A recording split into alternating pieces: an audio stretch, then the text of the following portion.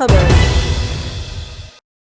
गोट के रिहायशी इलाका बिल्ला जहलन का रिहायशी मोहम्मद हफीज, जो कि दर्जी का काम करता है, गुर्बत और सरमाया ना होने की वजह से वो अपना कारोबार तो ना जमा सका, मगर अपने बच्चों का पेट पालने के लिए घर में ही कपड़ों की सिलाई का काम शुरू कर दिया। खानदान का वाहिद कफील मोहम्मद हफीज, जिसके जिस्म पर अचानक एक रसोली पैदा हो गई है, जो कुछ ही अरसे में फैलते फैलते जिस्म के काफी हिस्से को अपनी लपेट में ले लिया, और अब माहिरीन तिब के मुताबिक ये रसोली बढ़ गई है, जिसकी वजह से मोहम्मद हफीज को बिस्तर मर्ग पर लटा दिया गया है। मौजे मर्ज में मुब्तला मोहम्मद हफीज के लिए इलाज मुआवजे के 15 लाख रुपए की खतीर रकम का बंदोबस्त करना मुश्किल ही नहीं नामुमकिन है। घर में फाकों की नौबत आ चुकी है और घर के वाहिद कफील की हालत भी दिन ब दिन बिगड़ती जा रही है।